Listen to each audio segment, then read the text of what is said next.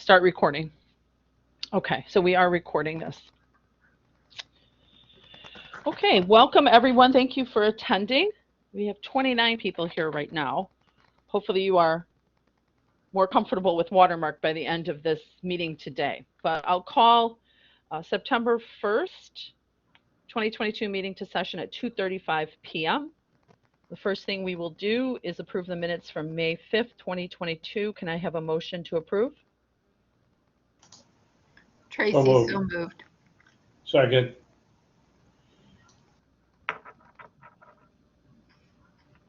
Any questions or comments on the minutes? All in favor, raise your hand.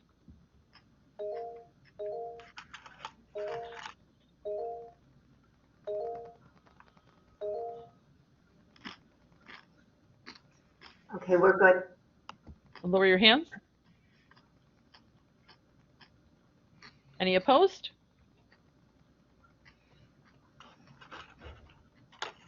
Those have passed. Thank you. Okay, we'll go to new business. We don't have too much. We are going to start with curriculum programs. Can I have a motion to approve items 22-123 and 22-124, which is C446I ENT electrical certificate and C448Y ENT welding certificate. They're moving from temporary to permanent approval, and Andrea is here if we need for questions. Can I have a motion to approve these two? So moved. Second? Second, Tracy. Thank you. Andrea, do you have anything to present on these two? I do not, other than the fact that these two programs have been around for quite some time and doing very well. So we thought it would be to the students, in the students' best interest to move them from temporary to permanent, and for the university as well, college as well. College as well. Sorry, I'm losing my voice. Sorry. Thank you. Does anyone have questions for Andrea? Okay, all in favor? Raise your hand.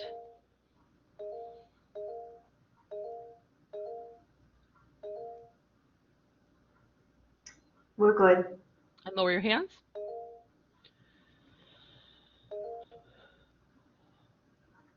Any opposed? Okay, they are now permanent. Thank you. Moving on, we have items, can I have a motion to approve items 22-125 and 22-126, C206J Human Resources AAS, and C306M Supply Chain Management Certificate? So moved. Motion to approve. So moved. Second? Second, Tracy. Thank you. And I know that Dr. Griffin is here. We have a change in sequencing of two courses in each of them. Dr. Griffin, would you like to address that? Thank you, Juliet. Yeah, it's just a sequencing issue, making sure 150, 270, Business 270, and Business 150 and Business 240 are offered in the same sequencing in supply chain certificate. When we developed that one, we didn't really have the sequencing as it should be coinciding with the human resource. So it's a matter of moving the courses around so they're in sequence with each other so the students could take it either semester 1 or semester 2, whatever it may be. So it's just a resequencing issue. Okay, and that sounds very good. Do the students often earn both of those at the same time then? They can earn the supply chain and then apply those to the human resource AAS? Yeah, they can. Remember, the supply chain is a brand new program. It's, it was actually offered, started this semester. In some of the classes in supply chain, we didn't get enough enrollment. So yes, they can. And the certificate in supply chain is brand new. Yes. Okay, thank you. And if you're looking at the screen right now, you can see where it says BUS 150 from S1 to S2. I abbreviated that from semester 1 to semester 2. So where you see S's and then the number, that's the semester the course will be offered on, in case you were wondering what that was. Any other questions or comments about supply chain management certificate and human resource AAS?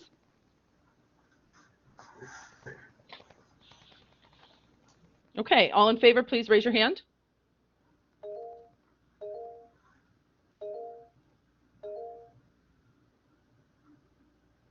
Okay, we're good. Lower your hands.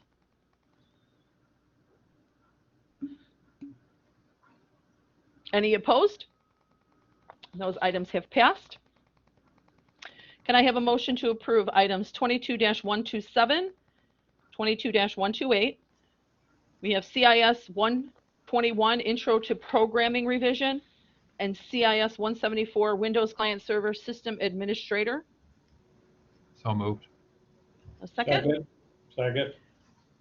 Okay, and Michael is here to present this. You'll see them on your screen, the changes.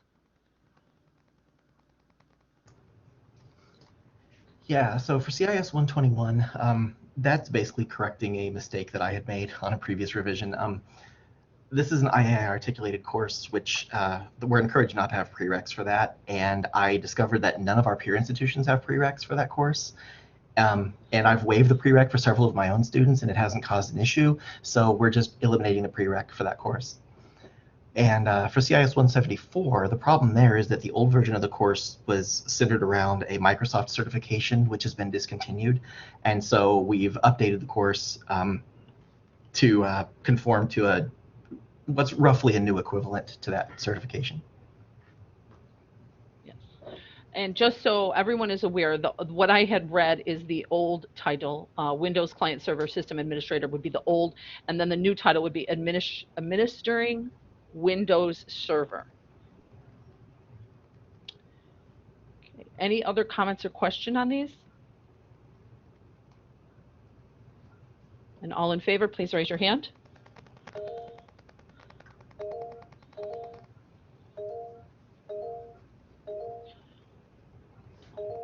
Okay, we're good. On lower.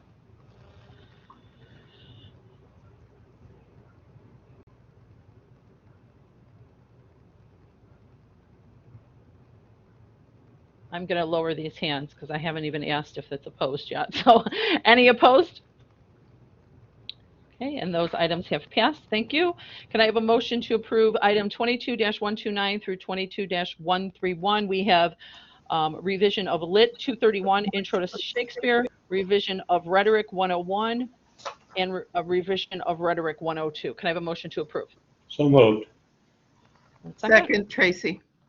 Okay, real briefly, I will address this and then Michael could comment. Rhetoric 101, the title will be English Rhetoric and Composition 1. Rhetoric 102, the title will be English Rhetoric and Composition 2. Formally, or what I say before the vote here, we have them being called freshmen instead of English. And then we have a minor revision of Lit 231, Intro to Shakespeare. You see the revision in topics, description, and learning outcomes. And Michael, would you please comment? Yes, thank you, Julianne. Well, when Bob Greenwald set up the COREC, he called it Companion to English Rhetoric and Composition 1, and Sue Campos pointed out that that's not what it's called, so she said, so you're going to have to change that one, and I said, no, let's change the other, because I'd kind of, nobody calls it that, but yeah, there it is on the record, freshman, which is, of course, a dated term.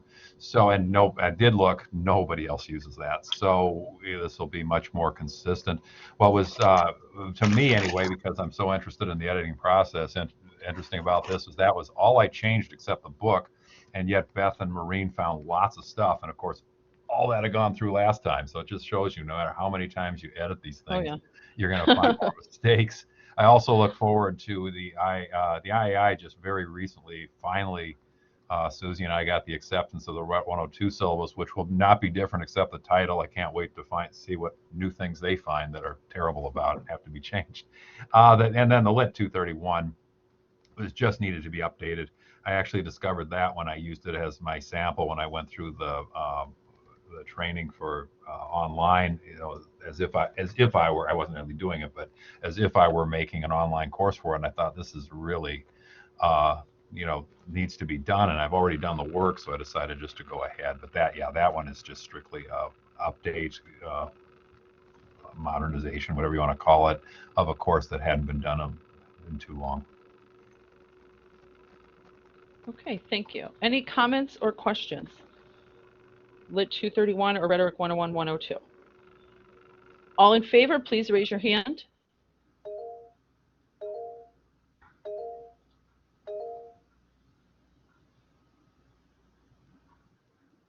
Okay, we're good. Lower your hands.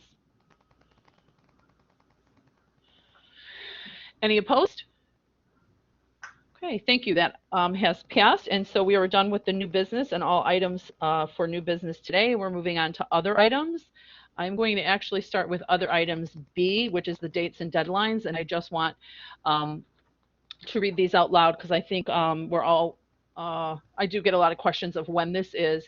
They are posted in the Blackboard shell in the left-hand column, and it is dates and deadlines fall 2022. In the left-hand column, there's a link for them in case you need to access that in Blackboard curriculum shell. I believe Susie also put them on the website. As you can see, the deadline for the deans to submit to the curriculum office, which is Susie, is September 12th for the October 6th meeting. So we usually have about 7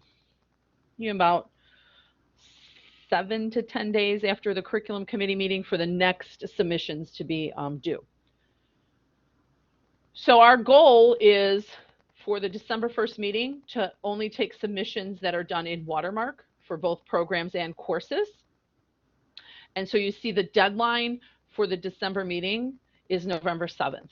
So I would like for the faculty and department chairs to have their training completed and be able to work in Watermark successfully by the beginning of November. And we're going to use the rest of the time today to go over the Watermark. And I'll show you where some documents are to help you with the training. What I can say is it's going to take a bit of time from each one of you and the users who need to learn how to use it to learn the system. You may need to use the references that I have for a whole semester. I know I still sometimes use them, but eventually when we learn where everything is located, it will be easier. So those are the dates and deadlines, and we'll get to the Watermark training in a bit. I also, let's see, I wanted to go over,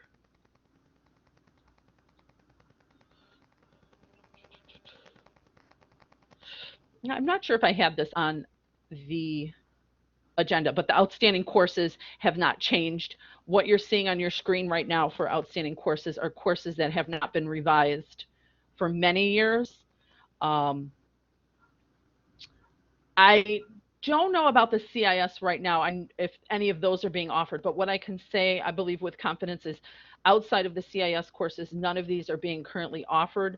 The CIS courses, Michael had a whole lot to revise all at once. I'm going to estimate something like 50, and every meeting he's brought them. So he has a plan to get those completed, and the rest are not being offered. We cannot offer courses that don't have a current course outline.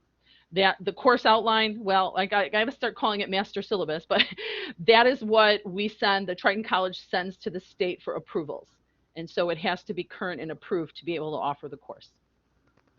So you've seen this slide for several years now, and it went from over 100 to dwindling to 20 some right now. Bill Justice?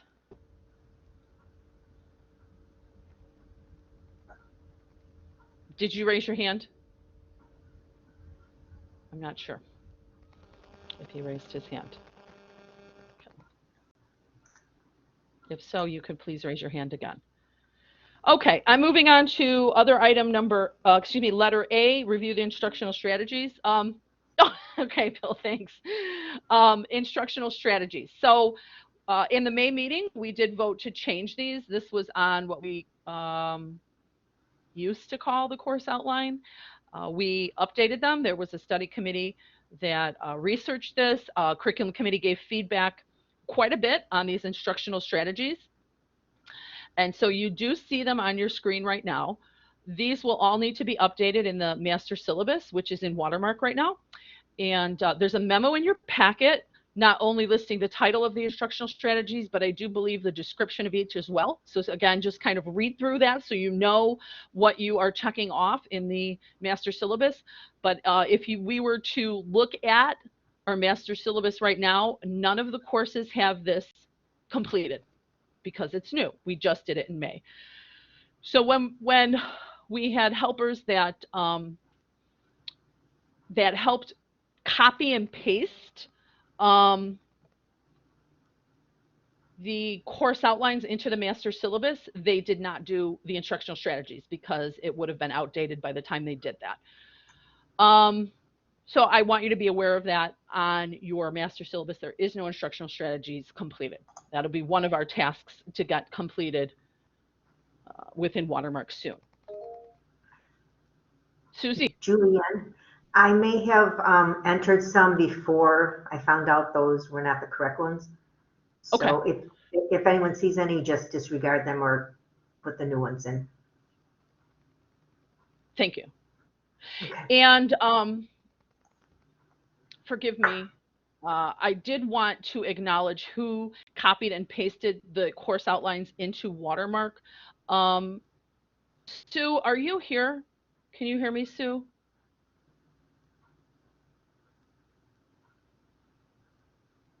I don't know if Yes, Sue I is here. can. Can you hear me? Yeah, yes. I don't want to make a mistake. My short-term memory is really, really bad, and I don't want to make a mistake on the name. So could we just, can you comment on those ladies who did wonderful work helping us copy and paste the course outlines? Yes. First of all, I'd like to thank Sandra Hernandez, Norma, and Gianna and Cassandra. Those are the 4 program assistants, secretaries up in this area. They worked very hard at this. Thank you very much. Yes. So that was a great help because as faculty, we don't have to copy and paste hopefully ever again. But as faculty, we do have to make sure that what is on these master syllabus is accurate and that everything is completed. And I'll show you a few tasks that we all need to do this semester. So thank you. And thank you for acknowledging them, Sue. All right, Watermark updates. I'm going to go through the next 2 slides, but then I'm heading over to the Watermark website to show you how to do this. In this PowerPoint is actually in Blackboard, in my Blackboard curriculum, college curriculum committee shell. You will see in the left-hand link, I do have a link called PowerPoint, and every one of the curriculum committee PowerPoints is posted there.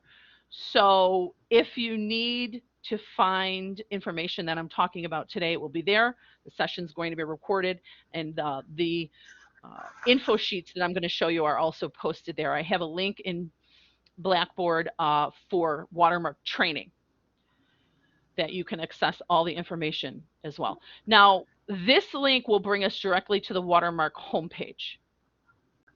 I also have the Watermark homepage as a link in Blackboard. So if you're wondering how to access that, if you go in Blackboard Curriculum Committee, it says Watermark login for curriculum. Okay, and I will also email this if someone needs it. The credentials are the same as Triton. So what I found is I actually don't have to log in anymore because typically my email is open or my portal is open on both my work computer, my laptop, and my home computer. So when I log into Watermark, it remembers the computer I'm on, it remembers who I am, and it logs me in. If you haven't done it yet, you will probably have to use your Triton email and login credential for Triton to get into it the first time. So we'll get to that. I'm going to show you that in one moment. The training materials I do have posted in Blackboard. The link for this is called Watermark Training. I have a PowerPoint, I have a tip sheet, I have videos with my voice. I'm going to have this meeting recorded and put there as well. And then I have a new document, which I didn't actually put in this slide, how to update course learning outcomes in Watermark. And it's a step-by-step guide. As I tell my students, I'm going to verbally tell you this, but it's also documented on these materials. So for the December meeting, all submissions must be completed in Watermark. And remember, the deadline for that is November 7th. So in our minds, we need to think we have to be ready to work on Watermark by November. So plan to review Watermark site over the next few days. There's 2 parts to Watermark. You should have all been familiar with the assessment work we do in Watermark. That's called planning and self-study. There's also a curriculum work we're going to be doing, and that's under curriculum strategy. So when we get to the homepage of Watermark, there's going to be 2 options. Planning and self-study is assessment, curriculum strategy is the work we do at curriculum. Okay. Once we get into curriculum strategy, there's 2 options, there's 2 tabs. There's a tab that says curriculum management and a tab that says syllabus management. Again, I will show you that in a moment. Think of curriculum management as everything that's in the catalog. And then think of syllabus management as the material that was on our course outline that is not in the catalog, and our sectional syllabus that we hand to students. Okay? And again, I have sheets to document this for you. In fact, I'm hoping you all got an email from me with it was called Watermark Tip Sheet. Can anyone verify that? So I had a few faculty potentially that just did not. Julie, I got it and I printed it off and I'm going to give it to everybody. Okay. Yes, I have it next to me right now. I think no one is expected to memorize this. I think once we use it enough, we'll start to memorize it automatically. Okay. Watermark work to be completed this fall. So there's 2 projects that we need to do. We have to enter all our course level outcomes, and I'll show you how to do that today. So if you recall, last year, the assessment committee had an initiative where we had to update our course outcomes. And they went from basically 1 long sentence of the student will be able to do A, B, and C to bullet points. The bullet points will be, the student will be able to do number 1 and then list it, number 2 and then list it, and number 3 and then list it. This way we can assess them better. I saw somebody's hand, but I think it went up and down so quick. I don't know who that was.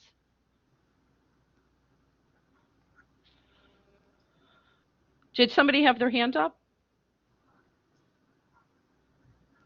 Julianne, it was me, but it was a mistake. My mouse grazed the hand up button. Okay. Okay. So what, unfortunately, if you were in the meeting a little earlier, you heard the assessment, the Watermark assessment platform does not communicate with the Watermark curriculum platform at the current time. I apologize for this. It's when we interviewed Watermark, they told us it would. They've been working on it. It still doesn't. So you all changed, or the assessment fellows changed the course learning outcomes and entered them in the assessment portion of Watermark. That won't transfer to the curriculum portion. So we have to copy and paste what we did in the assessment work onto the course forms in the Watermark curriculum area. Okay. And this slide will tell you how to do that, but I'm going to show you in a moment. The second work we need to do is review the master syllabus. Now, all the course forms are ready to go. The master syllabus, Susie and I are still approving the ones that were copied and pasted, and they're not all officially done. I talked to Susie this week. We will hopefully have them all approved within a week. So what the approval process needs to be is that Susie and I have to go in there and click the submission and approval button multiple times in order for that to be fully approved and posted. So if you're looking for your master syllabus and you don't see it this week, it will be done shortly. Some are already completed. The course forms are already completed, and I will show you that in a moment. I do want to let you know it says VIP. After you change something on one of these forms in Watermark curriculum, you have to click save and then either approve or submit. If you change something and try to approve or submit without saving it, it will not take. And typically it sends a caution box, it will pop up and say, this did not save. All right, but make sure if you're changing anything, you click save.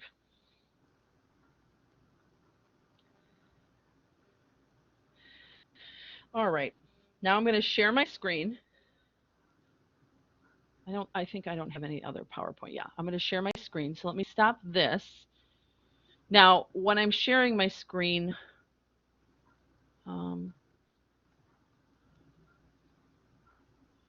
if you raise your hand, I'm not sure I will be able to see that. So maybe Susie, or identify yourself if you are raising your hand. Okay. Is my screen okay? You can see my screen? Yes, somebody see my screen? Yes. Okay. Yes. As I mentioned before, when you log in for the first time, there may be a button in this upper left that says login.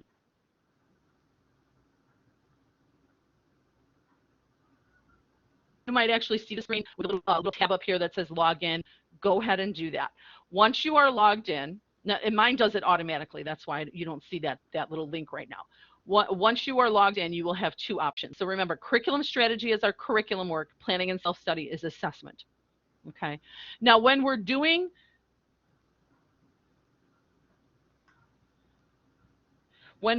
our work, you can actually open two windows to copy the course learning outcomes from the assessment into the curriculum. And that's what I'll show you in a moment. But let me show you this watermark. So I am going to click curriculum strategy.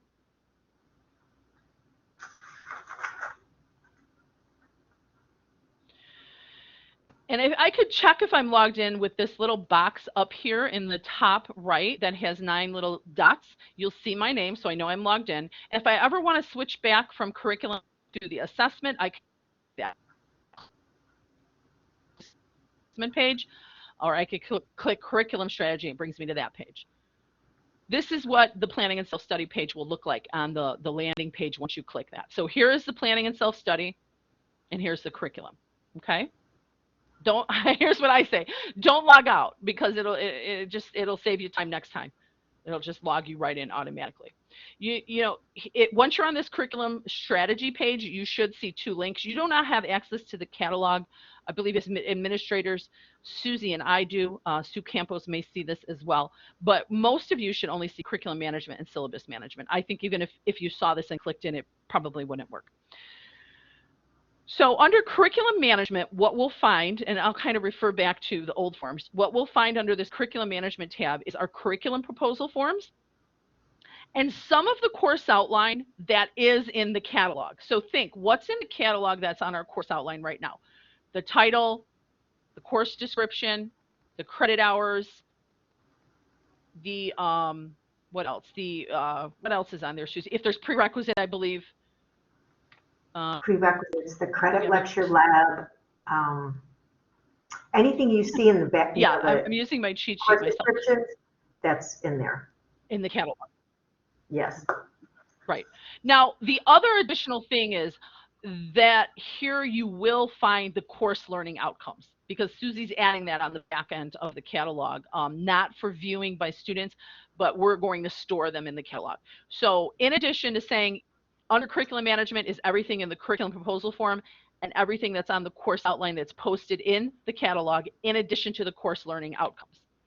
What you'll find under the syllabus management is everything that's in the course outline that's not in the catalog, except course learning outcomes. Everything in the course outline that is on the course outline but not printed in the catalog is where we'll find this in syllabus management. And then we will also find the option to create a syllabus for our students. That's called sectional syllabus. So let's look at each one individually. Here is the curriculum management form. Now today I'm only talking about submissions. I'm going to have an invite for another meeting for approvals. Believe it or not, I think submissions is easier than approvals, but approvals not that hard either. So when I click curriculum management, you will see curriculum forms on the top, and you will also see course forms. So everything that's on the current curriculum proposal pages, you will find under these curriculum forms. You will see a revised curriculum, new curriculum or reactivate, and then inactivate or delete curriculum. And then what you see for course form, thing that's on the course outline that's in the catalog in addition to the course learning outcomes. So let's look at the revised course forms first. So I clicked revised course form, I clicked revised curriculum form, sorry. So I'm in here and I'm thinking I'm going to revise a curriculum. This will pop up. I find my curriculum. So we have arts and science, we have applied science. Now, what you see under applied science, I can say every certificate is in the applied science. I don't know if anyone else, I believe there may be, in addition to my certificate in personal training, my certificate in personal training is actually arts and science program, but they had to group them all under applied science. So if you have a certificate, that's where you're going to find it. So I'm going to open up whether I want a program or an applied science program or certificate. Here you'll see a couple of mine. Click on what you want to open, and then you get to take a couple deep breaths to manage your stress. And the sport conditioning certificate or your program will auto-populate. What you're seeing here is everything that's listed in the catalog.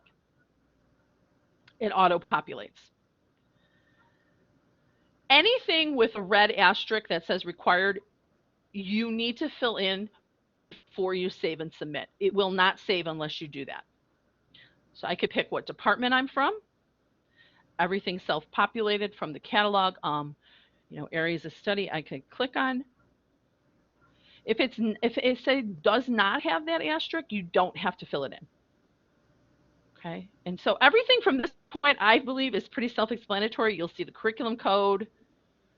If you want to add a stackable program, right? When I was talking to Michael Henson, he had not Michael, it was Dr. Griffin. He had a program with a stackable certificate into a degree. You can add that here.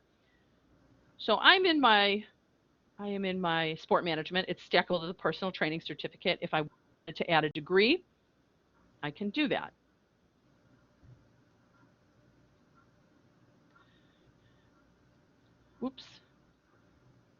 Oops, I clicked twice wrong. There we go. And then you see, okay, that was made. And again, require asterisk, I have to fill it in.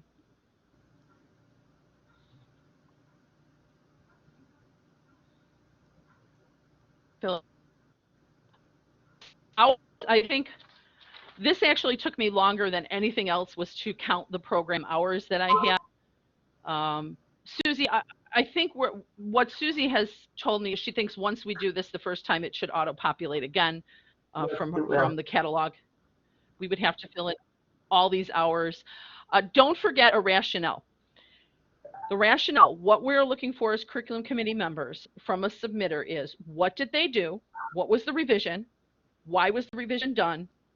And then evidence to support that. Okay, and the evidence to support that, we're looking for other colleges, other universities, advisory committees, accreditors, things like that. You could type what was done. This is really mandatory. Okay, nobody wants to play puzzle maker or clue here and try to figure out what was revised. I believe everyone on the curriculum committee and TRC would agree if the submitter writes what was revised, why it was revised, and has that evidence, it's going to make life a lot easier. You could attach files here if need be. Okay. You don't have to attach the files, but you have to fill in the rationale. And then we put the names, and you do have to put if it go to ICCB or not. Susie can do that for you. What's really cool about this is then the program map is here. And you could add courses, you could delete courses. Again, you're going to have to spend a tiny bit of time in here playing with it. So if I wanted my list of courses to be different, I could, move some up by clicking the arrows. Do you see my cursor or not? I don't know if anybody sees my cursor, or do I only see it? Yes, we can No, see we it. see it. Okay, you can. Okay. And then if you wanted to delete a course, you can. If you wanted to add a course. So here we are. We're adding a course. Click on what course you want to add. Someone's hand was up?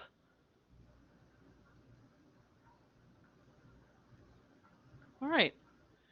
Then when I'm done making my revisions, I want to show you one other thing, I think. like say you want to do a curriculum description change, we're going to strike out what we no longer want and type in what we do. It used to be that it had a button for a different color font, and I'm not sure. But when we're reviewing it, it will show up in a different font. I will save this. Do I want to save it? No, I could probably delete it after I save it. That's not going to tell me hard buttons. You will save it, and then what you're going to see is a button pop up that says you're the submitter. Do you want to approve this? Unless you approve it, oh, it actually did, even though I didn't fill in those boxes. Let's see what happened here.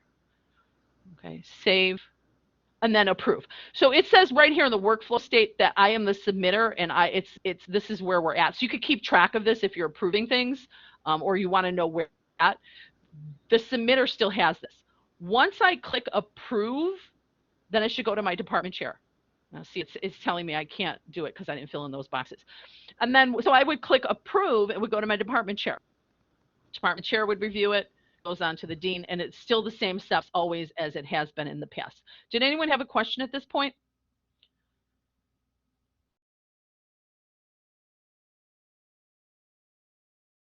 So that was revised curriculum. If you were to open a new curriculum, everything's going to be blank because you're creating it from scratch. They're same fields, but it's going to be blank. You want to delete a curriculum? Okay, you're going to select the program you want to delete. Now, as always, if you're deleting something, we're not really looking for you to fill in more fields of something that you're just going to delete. You're going to either inactivate it or withdraw it. But the rationale is really what we need here. Okay, and then you're going to save and approve. Someone have a question? Yes, you were asked, someone, I just saw, I didn't see what it was, somebody popped up, whether we can change credit hours here. Well, for the curriculum, let me see, that's a good question. For courses, we're going to do that elsewhere. I think what my intuition would be is the courses kind of, I believe, should, yeah, there's nowhere to change it here, should add up on their own. So if you were changing a credit hour for a program, you would have to adjust the course first. Do you understand? Like if I deleted CJA 111, then the program automatically would go down 3. But if I added a course that's 3, it would probably already go up. But here you see some boxes to do that. But if you do change it, it should still add up. Do you understand what I'm saying from those courses?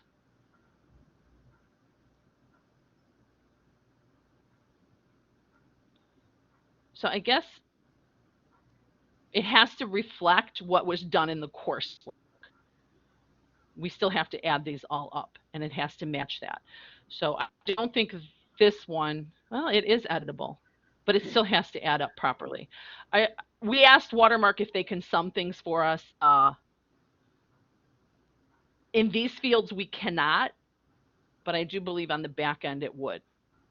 Julianne, total program credits they're pulled from the catalog too, so. Yeah. Okay. So we still have to count. Now, I don't know, there was a lot of things popping up in the chat box. Was there another question on this? I'll read it for you, Julianne. It's from Bill Justice. If I change the credit hours for an individual course, will it make the changes automatically in the degree program, or is this manually changed? Susie, what do you think? I thought once the course was approved, it would change into the program, but I'm not sure if we're going through the process that it would change it automatically before being approved.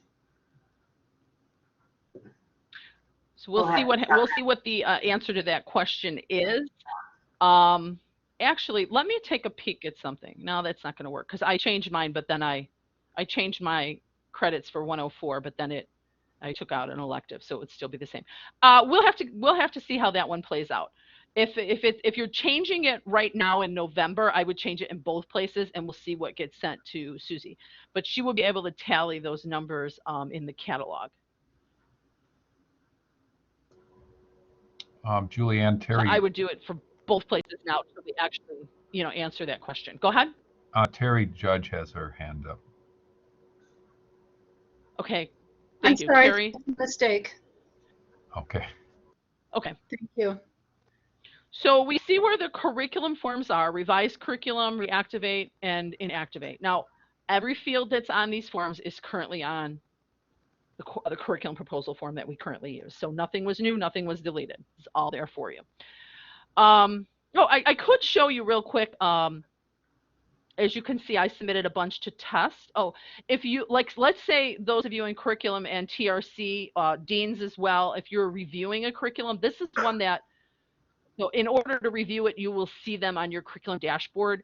That's something that if it's in your area, you would need to review it. You would open that up, and this is already in Susie's office. There's what we call these stages workflows. So it's who is in charge of the next approval. It goes from submitter to department chair to dean to Susie. Then once Susie has it, the VP, the curriculum chair, and the office assistant of curriculum will meet for agenda planning. The TRC will be reviewing it prior to that. The curriculum committee will be reviewing it prior to that. They meet for agenda planning. If agenda planning has everything in order for the meeting, then it gets posted as an item in the agenda.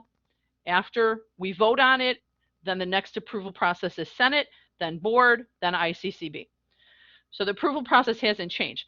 We call these steps workflows, and you can actually see where the workflow is on your homepage. So I've submitted a couple to the dean's level. If the dean approves, it's sent to curriculum in stage 1. If the assessment assistant stage 1 approves it, it gets sent to technical review. And each one of these approvals should spark an email. And I had mentioned to you, disregard the emails that are coming in basically until November. Okay. But you should have gotten, if you are on the technical review or the curriculum committee, which all the deans are in the curriculum committee, you should have gotten email, curriculum strategy, saying there's something for you to review.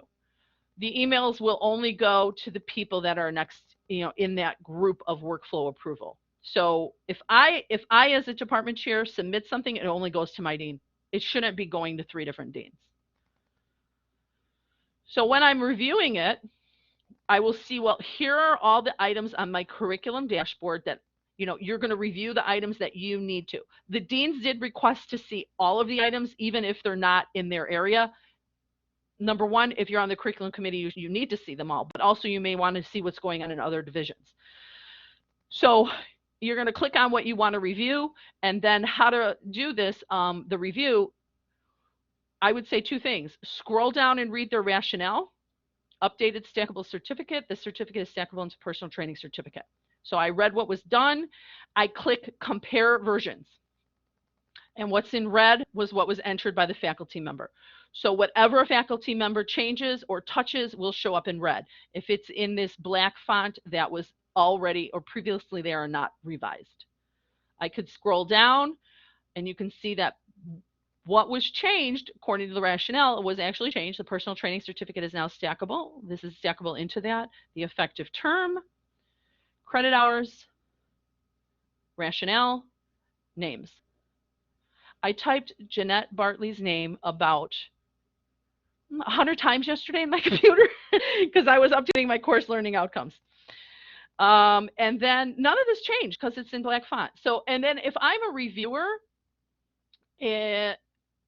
what I want the reviewers to do, if you are a dean and you're getting it from the submitter, you're going to click approve if you approve it. If it's something that needs to be worked on, you can put return to submitter and add a comment. So deans, you could type in here, work on this, send it back to the submitter. Or you can say approved and send it on to the curriculum office. Curriculum committee members and TRC, this is where you'll make your comments. You know how we go in Blackboard now, we read the proposals and we say, all looks good. I don't like this, wait, you know, and being more technical, I don't like the course learning outcome, whatever it may be, and then add comment. And the comment will pop up to them. Submitters, once they submit something, should be looking at this during that week of review and seeing what the comments are. As curriculum chair, I will be looking at that because I make my initial review, but then I look back and see what the TRC and CCC members have said. Because sometimes they alert me to something that I overlook. Okay. For TRC and CCC, right now, as members, we only want you posting comments. If Susie sees the day before agenda planning, the day they're due back, that everything looks good and we want this to move forward, then she's going to click approve.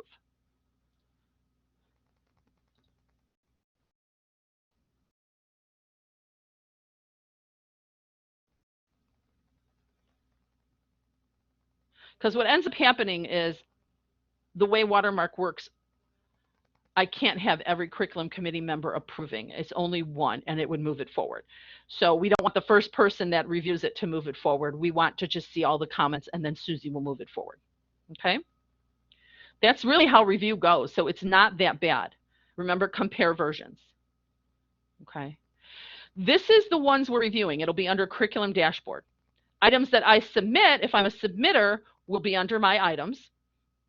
And then things that have already been approved will be under archived proposals.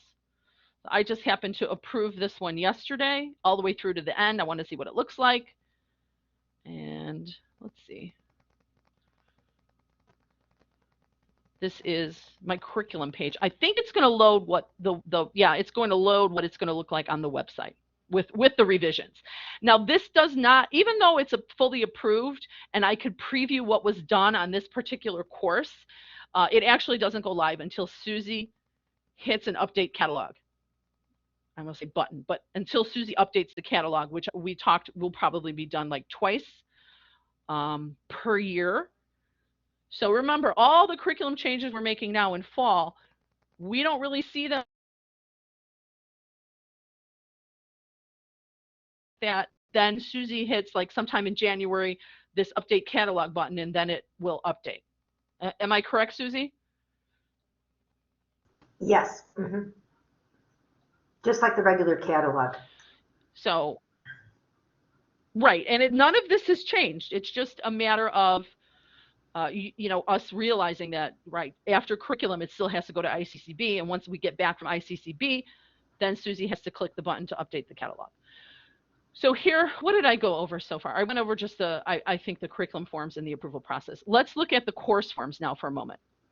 The course forms are, this is where you are going to find fields that appear in the catalog in addition to the course learning outcomes. And remember, we have to update the course learning outcomes. So I clicked revise course. Every single course at Triton should be here. One of the things you should do is check yours. Make sure they're all here. If you find that there's one missing, let us know, and we could look for that. So I clicked revise course. Obviously, what you're going to see with revised course, it's going to be the same exact fields for new, but they'll all be blank because it's a new course. Nothing's there. Delete, it will all be there. We just have to delete it. That's why I typically just work on the revise. So let's say we're revising a course. I'll randomly pick one. And what you'll see is all the fields that are in the catalog and the course learning outcomes. So here we did contemporary world cultures, prefix. If I want to change this, this is where I do it. Now, if I change it here, it's going to appear as, when people review it, it's going to appear in red font. I could change the subject code, course name, number, subject name, course description. Strike out what I no longer want, add in new stuff. Make the effective date. Susie, what do you want them entering for effective date?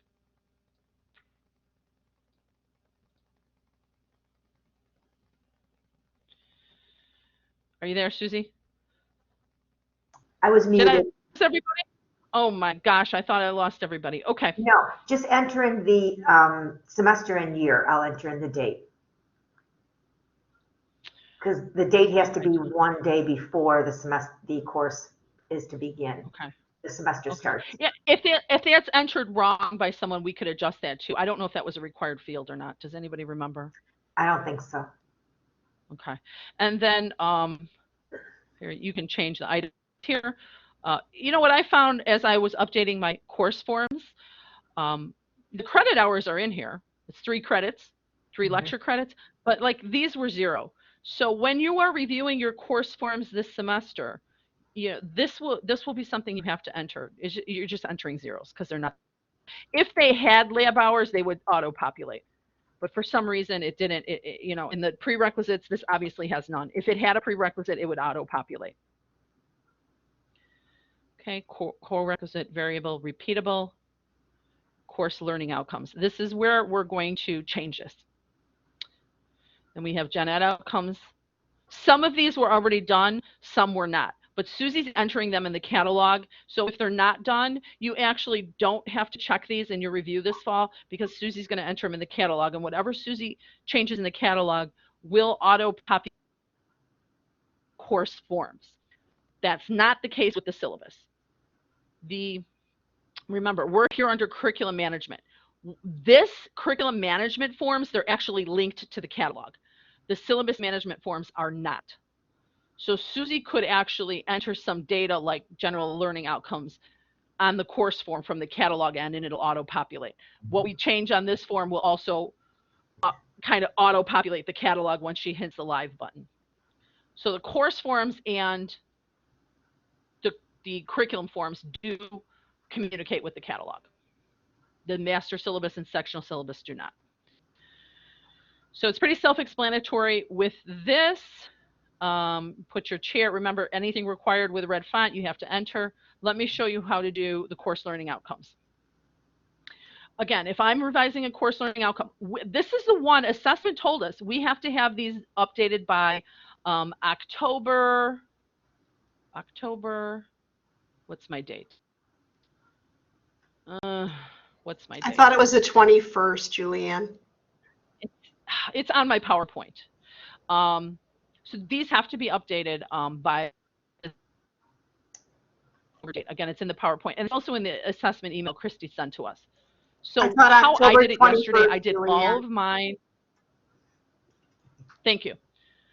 I did my course learning outcomes yesterday to see how to do them, to show you. What I do is I open 2 windows. I open my curriculum management window, and I open assessment window. And then from the curriculum management, let me just start fresh. I have curriculum management, I have my assessment open. I'm going to pick the course I want to enter my learning outcomes for.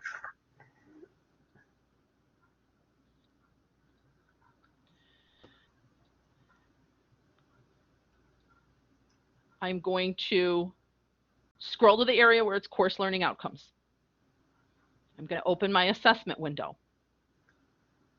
I have this written down step for step in a document called How to Update Course Learning Outcomes. Already written down for you. I go to my assessment, which is planning and self-study. I enter my program. Now, your courses should all be in a program. Okay, if you don't, I have 2 programs here. If you don't see them in the first program, they may be in the second, because obviously you have courses that maybe are in one area but not another. So remember that. If you are like in your degree and you can't find a course, maybe it's because it's in the certificate. So don't panic that it's not in the assessment. I enter my program. When I enter my program, I'm going to click curriculum. And here's where you entered your course learning outcomes for assessment. Okay. Again, you enter your program, you click on curriculum, you go to the course. This isn't the matched course. I don't have access to whatever accounting, but let's assume this was. Give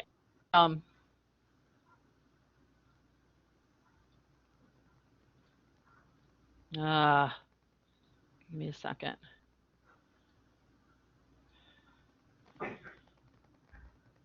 I accidentally clicked out of assessment.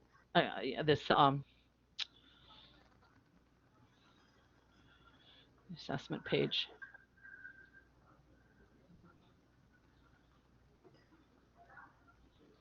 So I'm in assessment, planning and self-study. I click on my enter program. Then I click curriculum. You should, if you were an assessment fellow, you should have already done this, but if not, the assessment fellows have done this for each department. I click on the course. When I click on the course, I go to course information, and the learning outcomes are here. So I copied the outcome. I go to, now I'm back at my course form. I go to the course form.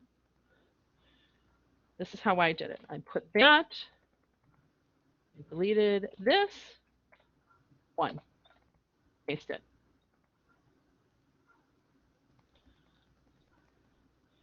2, paste it. There are a few fields you may need to enter, right? Anything with red required, you have to enter. And typically what I found, these were all like just zeros. None.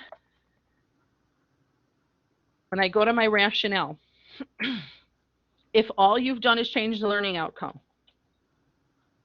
this is what you're going to type. I have this directions for you. If you changed anything above and beyond the rationale, you have to list. If we as curriculum committee members see that it's only updated course learning outcomes, we're not presenting that as an item at a curriculum committee meeting for a vote because they've already been approved through assessment. If you've changed anything else, it will be on the agenda at a curriculum committee meeting. Okay.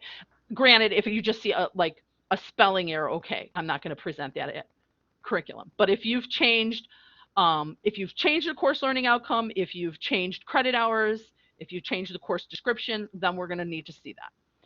For all of mine, I just wanted to get it done. So all I did was updated course learning outcomes. I could deal with the rest later. I have to enter the names, and this is why I typed my dean's name 100 times yesterday, including my own name. Okay. And then I'm going to hit save. Once I hit save, it'll say workflow state submitter, and I hit approve. Then it moves to my department chair. The department chair will get an email to look at that. Susie and I get an email every time someone hits approve. And once we go into syllabus, it's actually submit.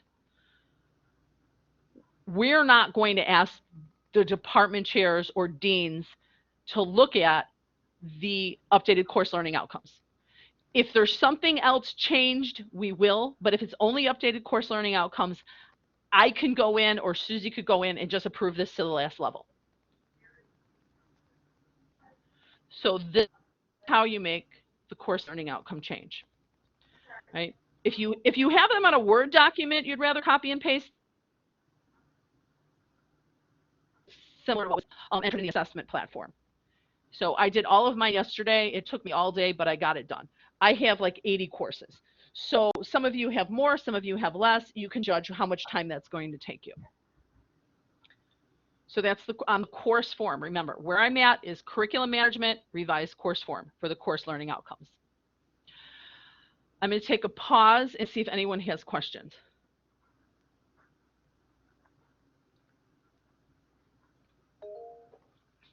Okay, who may that be? It's me, Michael? Julia. Yeah.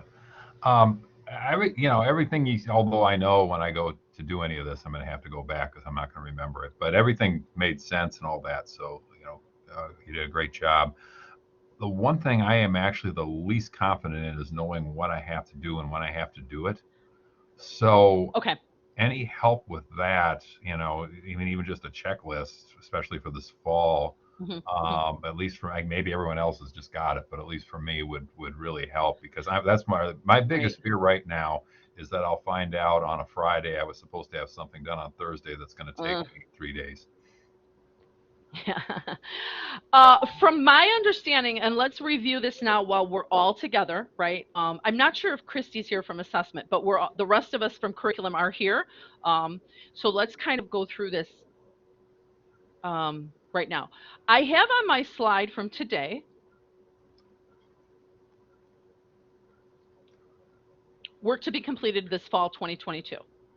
So I want to be sure that I'm telling everyone the correct information. So again, if Sue Campos or if someone from assessment, if anyone from curriculum committee sees that I'm in error, please add to this. But from what I need you to do, under the course forms, we need to enter all the course learning outcomes by, well, this says October 28th, okay? So, and then I tell you how to do that. I'm not on here, but I also have this document that literally steps, through it step by step. So how do I update the course learning outcomes is on this sheet. It's posted in Blackboard. I'm wondering if I emailed it to you all yesterday. I can't remember that. Update course learning outcomes. If I didn't email it to you, it's under Watermark training. If I go to Watermark training, how to update course learning outcomes, you also have my Watermark tip sheet, where to find the specific fields. And I will post the today's recorded version too. So let's go back to what needs to be done. I have to enter all course learning outcomes.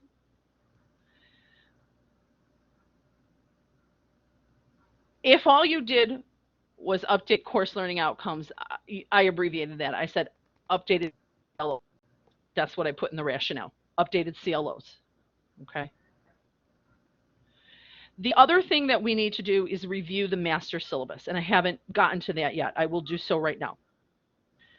When I'm reviewing the master syllabus, we are looking for the faculty and department chairs to make sure that everything copied and pasted from the course outline is accurate, and you will have to enter some blank fields. As I mentioned before, the instructional strategies will all be blank on the master syllabus because they changed last spring, so we have to update them. I found that the indirect assessment tools were blank on all of them, so you may need to click that as well. So on the master syllabus, we're asking everyone to go in, check all the fields are accurate, check instructional strategies, check indirect assessment, and any other fields that may have been blank.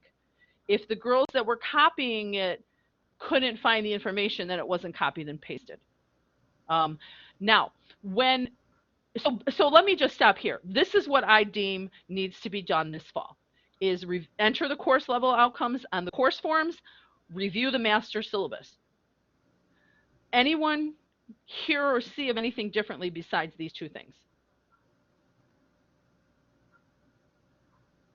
Okay, so let me show you how to review math. Does that help, Michael?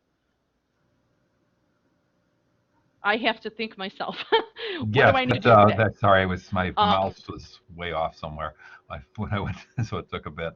Yes, that helps immensely, Julianne. Thank you. And so remember, this cheat sheet here, how to update course level outcomes step by step by step. Okay. This sheet also tells you how to find the course level outcomes in that Watermark assessment page, so that you can easily copy and paste it over. And that sheet is on the Blackboard show. Right. Watermark training. Got it. I thought I emailed it to you. Oh, you might have. I wouldn't have known. I wouldn't have known what I was meeting. looking at. I wouldn't have understood what I was looking at if I got it yesterday. So you might have, but now it'll make sense. And the other thing I have, if I could find it, I know it opened somewhere. Watermark tip sheets. I did email this to you. It's posted in Blackboard. Let's say, you're trying to revise something on a curriculum form or on what is our current course outline. You can't remember where it's at. These are the fields in each of these areas. So you see revised curriculum, new curriculum, inactivate curriculum. What do I change here? This tells you here for curriculum, these are the fields in the curriculum forms. For course forms, these are the fields. Let's say I want to change the course name. Each one of these items I have here highlighted, it's only going to appear in one area. That's probably the most challenging part of Watermark, is seeing what field is in what area. So far I've taught you guys the curriculum forms and the course forms and the fields that are in there. So I want to change my course learning outcomes, they're in the course form. Okay. To the syllabus next. Well, what's in that? Recommended instruction strategies, formative and summative assessments, technical skill, interest assessment, topics, topical learning outcomes, the hours for each topic, and the total contact hours. That's under the master syllabus. So think of this as what was on the course outline that's not in the catalog, minus the course learning outcomes. Then under the sectional syllabus,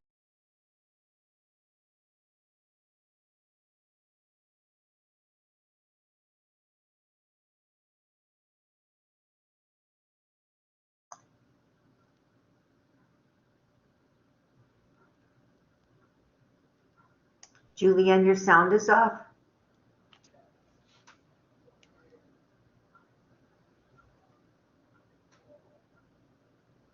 how long has my sound been off? Maybe a half a minute. Okay. You did see me talk about this tip sheet? Yes. Okay, so when I'm doing the sectional syllabus, everything will populate from the course form and the master syllabus that students need to see, and then you're going to enter your information, your name, your conference hours, last date of withdrawal, graduation petition, so forth, and I'll show you that in a moment. Please tell me if something is wrong so I don't talk for 5 minutes and nobody hears me. Okay, so let me look at, if I go to my home page, remember, I have planning a self-study assessment, curriculum is the curriculum work. So I'm on the curriculum strategy. Under curriculum management is curriculum forms and course forms. Under syllabus management, I'm going to find my master syllabus and sectional syllabus. Master syllabus is everything from the course outline that's really not in the catalog outside of course learning outcomes. So you can see that we have lots of courses here, 726.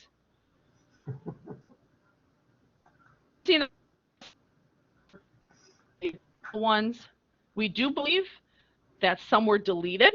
I know that my area deleted a few. If there's some missing, alert us to that. So as department chair, we want to make sure, and deans, please tell your department chair, we want to make sure the courses are here. I do want, maybe the deans can tell all the department chairs at their next meeting, I do want the department chairs to go in here and track their courses. If something's missing, let us know. I do not believe anything was missing from my area. I did that yesterday.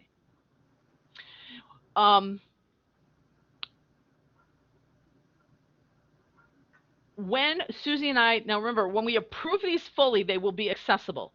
So Susie and I still have to approve some of these through the last step. Susie, we have to get that done within a few days here, okay? Pretty quickly, you and I can go in there and approve them. Once they're fully approved by Susie and I, faculty can access. It's already approved already. So what happens is the master syllabus, sectional syllabus does not communicate with the cap. Their own holding site on their own. So what you enter the first time as a master syllabus is what will populate when you click into it. So every course should have a master syllabus, and it's going to be saved here. It's communicated to the catalog. We can also create sectional syllabus, and the good thing is, if you teach a course in fall and you decide you're going to create a sectional syllabus for fall, we can save that. And the next time I go in spring to create it, I don't have to create a new one. I could just modify the old one by changing dates. So it will store here, okay? So what we need, the curriculum committee needs, we need a master syllabus for every course, because that's what we send to the state. What Susie will be able to send to the state is a form that combines the course form from curriculum management and the master syllabus, and she can send that to the state for approval. Those are the things that are getting sent to the state. The sectional syllabus is not sent to the state. I shouldn't say that. I shouldn't say that, because if it's IAI, that will be sent to the state. And I should also say transferability, right, Susie? If a transferring university wants to see our syllabus. Yes. Okay. For articulation. For articulations. I still think it's just the master, though. I still think it's just the master, because the sectional just has instructor names, unless they want to see assignments. Mm-hmm. They do. If they want to see assignments, then they may come back to us and say, send me your sectional syllabus too. Okay, but let's move on because I want to get to this master syllabus. Okay, so let's say a week from now, they're all approved. We need the faculty or department chairs to go in and click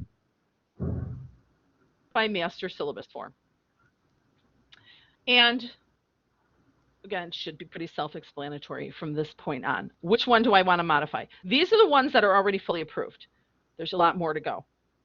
It takes time for Susie and I to approve them. There's a lot of buttons to click, little bit of reading to do on each.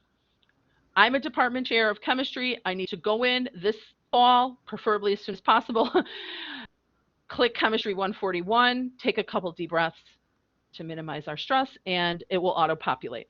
What you're seeing here is coming off the course form. This will auto-populate from the course form. The title, the course number, course description,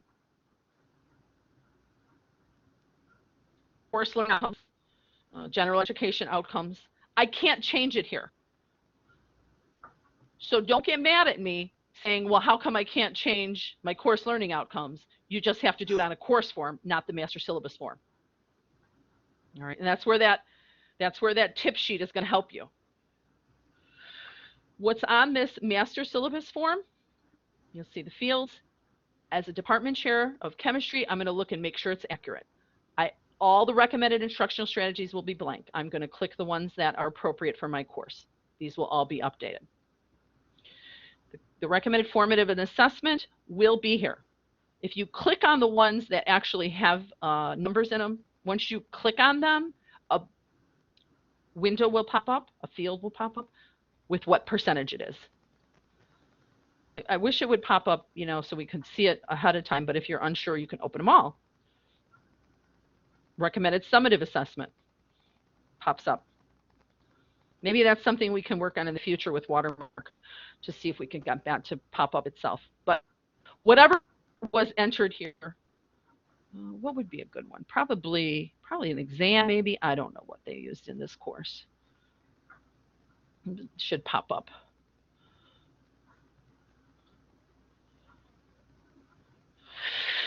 I'm going to move on. Any field that is not red asterisk, you don't have to enter unless you want to. Okay. Indirect assessment tools, typically that was left blank. Here's your textbook. If we want to make changes, we can do so here. Instructor notes, in case you want the student to know something to purchase above and beyond the book. Add a new required book. Supplementary textbook. There's lots of areas to make notes. Technology used, resources used, your rationale.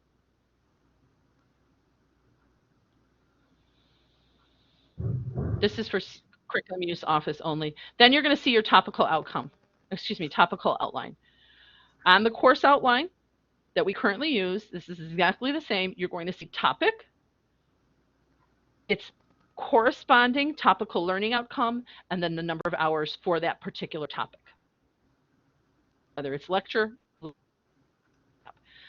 then you'll see the next topic.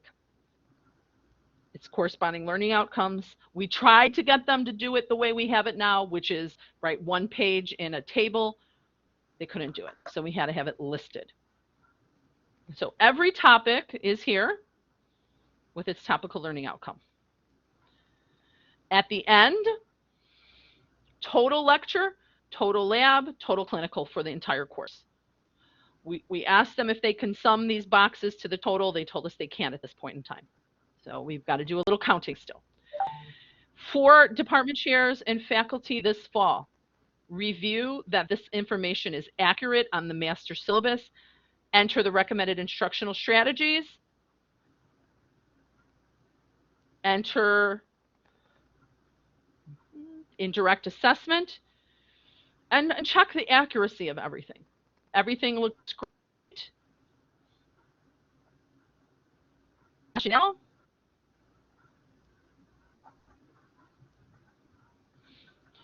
Updated instructional strategies, indirect assessment, nothing else.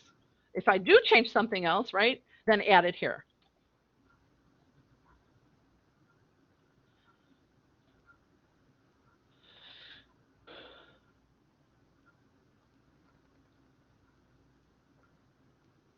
I don't know if I left any blank fields. Did I leave any blank fields that are required? Maybe the people's names? No. Save.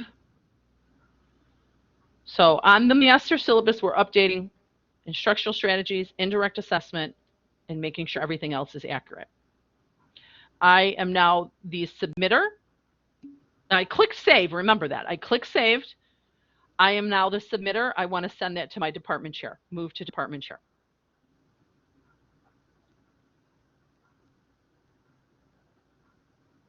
Although I do want to delete this because I don't know if I changed anything, to tell you the truth. I got to delete this. Take a couple deep breaths between. It takes time to click and submit. This is why it's taking a little bit of time for Susie and I to approve every course, because every single time we have to submit through various levels. Now it's at the department chair level. If I was a department chair, I would have gotten an email to say, look at this. I look at it. I go to my syllabus dashboard and I see, okay, this is my course. I need to look at that. We'll have to have a little bit more training for the approvers. Believe me, I'll move it to the dean. Then I submit it to the dean. And every single time we submit something, we have to click the button. And this is taking time. I'm the dean. I review it. I click submit. What are your questions on the master syllabus?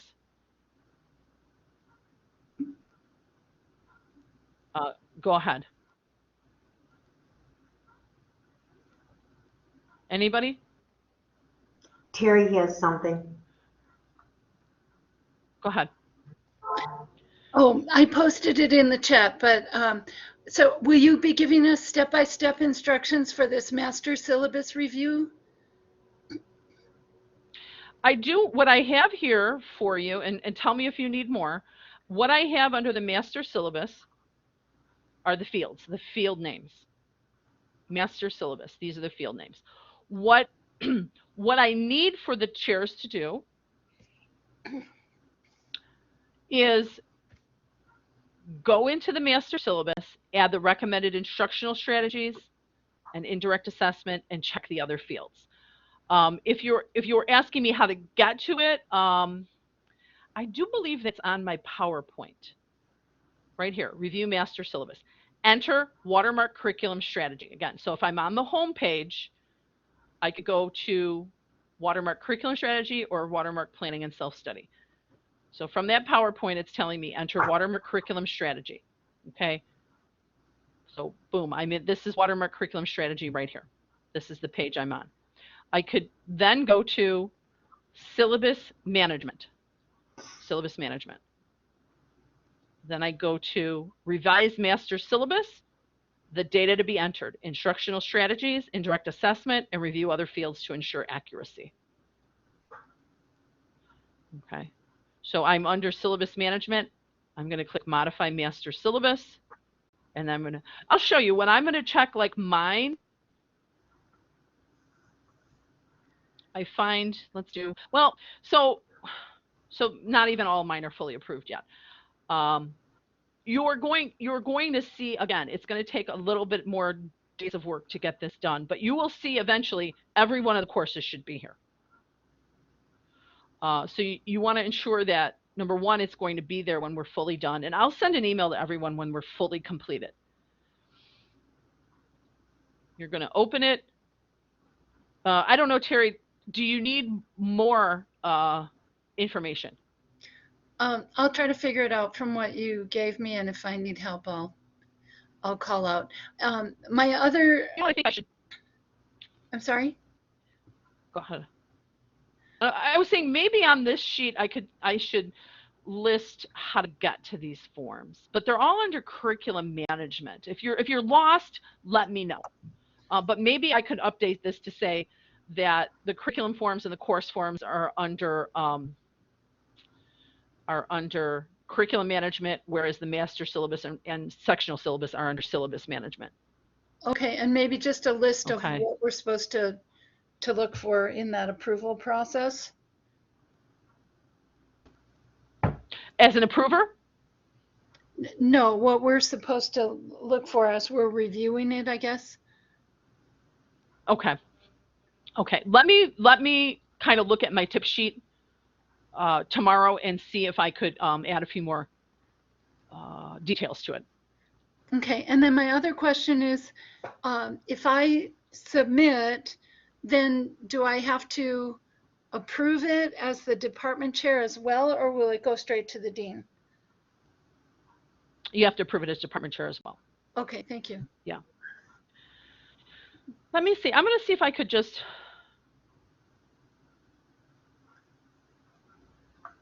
What's cool, I'm under a syllabus board. I look for just my courses. You know, there's a bar. So let me show you one that I feel I could approve because it's mine. I don't want to mess with other people's courses. So I'm the department chair, and I'm freshly trying to find my course. Well, first of all, you should only see the ones that you're in charge of. You know, I'm seeing everything because I have access to everything. So I'm going to click on the ones I'm in charge of. Now, this is as a reviewer, Terry. This is not as someone who is reviewing for the first time. This area down here is if I was a department chair or a dean, that somebody already created the master syllabus revision and I need to review what they did. If for the first time you're trying to revise something, you're going to go under this modify master. Okay. Once you submit the modify master, then it's going to show up here. Okay. Until it's fully approved. Once it's fully approved, you're going to see it under the archived. These are fully approved ones. And we did a few, Susie and I did a few to test it. So the first time you're going in, if you're as a faculty submitter, you go to modify master syllabus form. If you were a reviewer, you could go to the dashboard. Okay. So let me start back. I don't want anybody getting confused. I know it's a lot. I know it's a lot of info. Let me fully approve. Let's see, one of mine that has been submitted. So I submitted this already. Let's do a fun one though. Let's do a fun one. 197.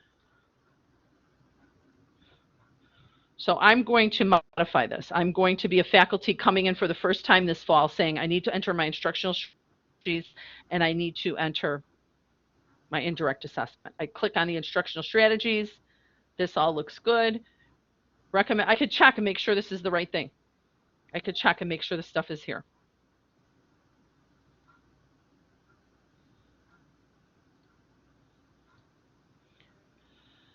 There should be final exam. I don't know what this is. I could check and make sure this is all here. Should have been copied and pasted. I don't have anything on fields. Indirect assessment.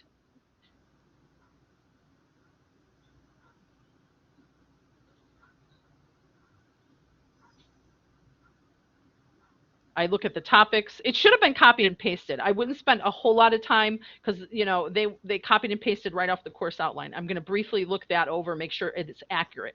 The two things I'm asking the faculty to enter: instructional strategies in the indirect assessment. Once I'm confident, I'm going to click. And I'm still now just the submitter.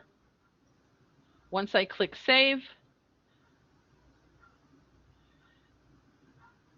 it says it's still at the submitter, move to department chair. So I'm moving it to department chair. So you see, I am a department chair, but I still have to move it to myself. As a department chair. Now the department chair will send this. See, it takes time. That's why these final ones are getting a little backlogged here. Now it's the dean approval. Now the question is, as a committee, do we need the deans to look at, or the curriculum committee to look at every single one of these for instructional strategies or indirect assessment? If all they've added was instructional strategies or indirect assessment, what does the group think? If there's other changes, I say obviously yes. Do we want the curriculum committee to look at 900 courses to see what the instructional strategies are? What does the group think? I think definitely not. Got to keep. I was trying as a teacher not to be biased in influencing you. However, I feel like my language might have done so. What is people posting? So yeah, I'm still approving this one. It takes time. You've got, Keep I moving don't it think through. it's necessary from Colin, and you have no from Glenn. Well, and the thing is, what am I going to say about that as a teacher who doesn't teach that course? What can I possibly say? You know, I don't know. If I let me show you this. If you did, let's say you did submit this and it was wrong, you can always update it prior to the final approval. Let's say I go in there and I accidentally hit every single instructional strategy. I'm like, oh my gosh, I really don't do that. Sports sociology, what do I do for sports sociology? I do assignments, I do discussions, I do problem-based learning, I do I do a little bit of this, no lab, and I lecture. Now, even if it's at the TRC level and I want to make a change, I have to hit save. It doesn't get sent back all the way to the beginning. Okay. And what I would do, I would encourage all of us and encourage your faculty, deans tell the faculty, if they change something to add a comment.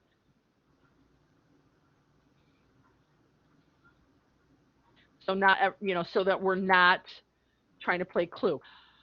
Curriculum committee members, TRC, you doing this approval process with me. Watermark cannot train us on how to approve forms because every school is different. So I'm your person training you on how to approve forms. I haven't approved a lot yet. So we're kind of going to be doing this together. But so I say I made a change. I want to send it to the curriculum office, submit.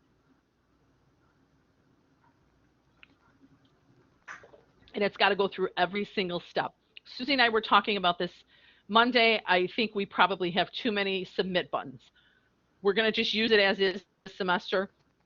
If we feel we could cut down on the submit buttons, I think we're going to do that. But there's like a lot right now. Because we didn't want to leave out a step and say, oh, you moved away from the process of what we're currently doing. So every single button here, we have to keep clicking till the end. What we will also do is if we're reviewing this, I could say compare versions. And it'll tell me in red what was new. So I check that, I check that, I check that. It'll tell me what was changed. So eventually this should be easy. Open our course outlines and our curriculum forms now, we kind of are looking at, well, what was done? I rely on rationale. This, you cannot change anything without it being tracked. So reviewers are going to use that compare version or track changes quite often. So we're saying as a group then, the faculty and department chair are going to go into every master syllabus this fall. They're going to do 3 things on the master syllabus: enter instructional strategies, enter indirect assessment, check the other fields for accuracy. If nothing major is changed outside of those items, I'm looking for my rationale box, updated instructional strategies, indirect assessment, nothing else. Save and submit. Now, what am I on? Once I get through all of this, now we're at the Senate level.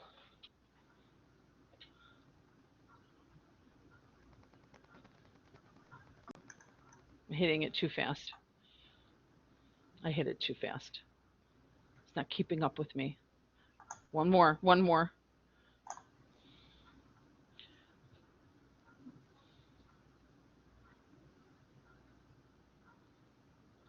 What I can say is it looks like things are all over the place now. I think if you spend a half an hour, use my tip sheet, you're going to see where things are at. It's going to get easier. When I first started doing it, Susie and I started Watermark 1.5 years ago. And it took a long time to formulate this. Watermark really didn't do anything. Watermark told Susie and I how to program a computer. Susie and I are not computer programmers whatsoever. I know nothing about computer programming, but we figured it out. I feel totally confident I know where everything is at right now. I don't think it's going to take you a year and a half because I've made those cheat sheets for you. So I finally approved this. This is PED 197. When I go here, well, there might be one button. When I go here, hopefully it's appearing again. There, it's appearing because it's went through the full approval. Okay, let me review everything for you. Can you all hear me still? Because I'm going to lose you all in a minute or fall asleep. I'm under curriculum strategy. Under curriculum management are the curriculum forms and the revised course forms. Revised course is everything in the catalog that's currently on a course outline in addition to the course learning outcomes. If I go to syllabus management, I'm finding my master syllabus and my sectional syllabus. On my master syllabus this semester, you're going to basically review it and make sure it's accurate. Enter indirect assessment, enter instructional strategies, save and submit. Once the submitter saves and submit that to us, Susie and I will move it through final approval by clicking 100 more buttons. Under curriculum management, we need the faculty or assessment fellows. I believe this is going to be part of the assessment fellow work that they're going to enter the course learning outcomes on the revised course form. Okay, so assessment fellows are going to be responsible, and that might be you. I mean, I'm the assessment fellow for my area. I'm going to enter the course learning outcomes on revised course form. I'm going to review my master syllabus under modify master. That's really what it comes down to this fall. Any questions, let me know, but you're going to have to devote some time to learning it. Use my tip sheet to find where things are at. And then the other item was that I have for you, how to update course learning outcomes step by step. This recording will be in Blackboard. And again, if I go to Blackboard and I'm completely lost, Watermark login, it brings you directly to the Watermark page. Okay, if I go to Watermark training, there's a bunch of information for you. The tip sheet, how to update learning outcome sheet, a PowerPoint I made, where things are at, and then these all have my voice in them as well. How to navigate the homepage, how to navigate the curriculum form, how to navigate course form, how to navigate master syllabus, how to navigate sectional syllabus, how to review and approve curriculum. And then actually, these are all shorter versions. This is everything in one. It took me 30 minutes to make, but in all reality, like 3 days. But this is everything in one. I don't know if you want to watch the whole thing. So I thought, well, if you're trying to do the master syllabus, just watch the shorter video. If you're trying to do the course form, just watch the shorter video. Okay. So these have my voice on them. But I do want to hold some training sessions, I believe, whether it's virtual or on campus, where people could come and ask questions. For now, I think the best bet for each of you to do, and deans, please tell the faculty and department chair, if the deans could tell the department chairs and faculty, you have to go on Watermark and start finding where things are located. Okay. When you have questions, after you, I feel like such a teacher, after you read all the tip sheet and the training stuff that I have for you here, you still have questions, let Susie and I know. Okay. You're in the midst of doing something, you need something quickly, send me a note and I will get back to you on email real quick. Any questions? I'm going to stop sharing my page. Did everybody fall asleep? Any questions? So I honestly think if you guys devote a morning to this, it's going to be self-explanatory. Once we start, getting closer to November, we're going to have a little bit more training on submissions, on how to review the submissions. I shouldn't say that. On how to review and approve. Not asleep. Thanks for all our. Bear with me. I'm learning as we go as well. I feel like I'm really confident in where to submit stuff. I'm not perfectly confident on the approval process yet. I know how to approve it. I can't answer questions in terms of will it spur an email to this person or that person, but we'll work through that together, I think. And we'll all learn this semester, and come spring, we're going to be experts and it's going to be much easier. Any questions? I didn't even keep you that long. I thought we were going to be here for like 4 hours.